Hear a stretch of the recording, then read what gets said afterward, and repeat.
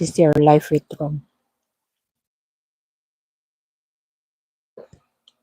I like living in the Philippines because the life in the Philippines is parang lalo pag nasa probinsya ka, hindi masyadong, dito kasi go, go, go ka eh, go, go, go. Oh, kagaya ngayon, the reason why I'm in YouTube kasi may responsibilidad ako sa YouTube. Kailangan ko ma-maintain yung views ko. Tapos, kapag hindi ko na-maintain yung views ko, syempre babagsak yung aking yung channel, tapos pwede kang ma-demonetize. So, we have our own responsibility. So, kahit na nasaan pati man tayo ng mundo, lalo na kapag nasa edad ka na, adult ka na, you have to take your own responsibility. Lalo na ang hirap dito sa Amerika pag wala kang trabaho, tapos nakapisang ka pa sa magulang mo, and then you're not helping out. You're just staying in your room and doing nothing. You're not paying rent. You're not paying anything. Yan, sarap naman ng buhay mo, tapos libre ka sa pagkain.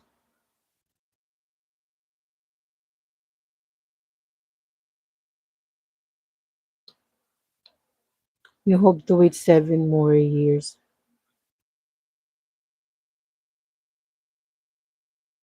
O, kumakanta na si Raw.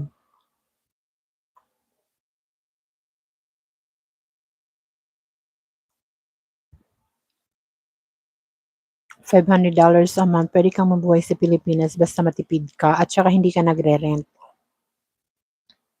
Kasi kung yung $500 mo, pwede rin, pag nagre-rent ka, halimbawa, nagre-rent ka 5,000, $100 yon.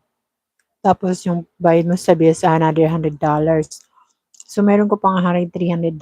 Ngayon, kung sobrang tipid ka, kaya mo mabuhay sa Pilipinas within a $500 na budget. Pero kapag magastos ka, hindi kaya yun.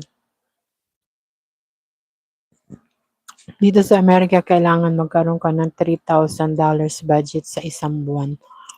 Kasi yung bill dito, the light bill here, it costs more than $100.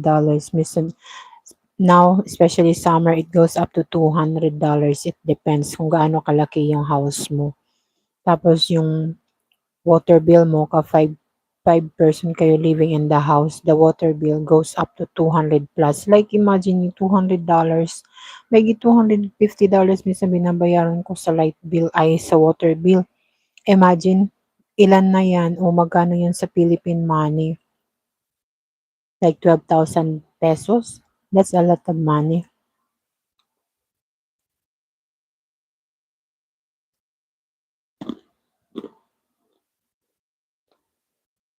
Tapos ang pagkain dito ang mahal. Alam mo, sa totoo lang, hindi nga kami kumakain ng 3 times a day. Minsan 2 times a day lang. Kasi ang ginagawa namin, kahit may mga pagkain, diyan, pagising kasi sa umaga, minsan late na magising, lalo na pag walang pasok. If we don't have work, pasok pa.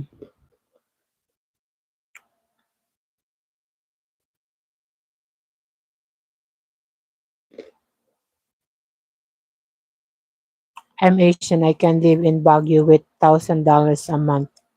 That's a lot of money already, Rich, $1,000 in Baguio.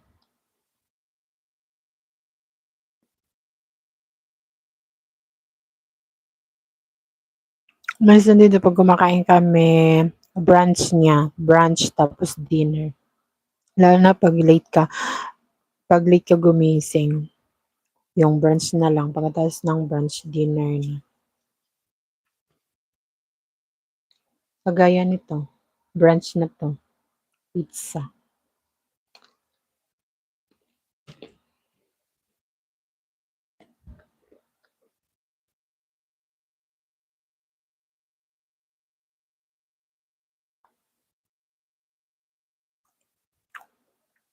Oo, brunch siya mixed with lunch and breakfast. Tapos mamaya na yung dinner.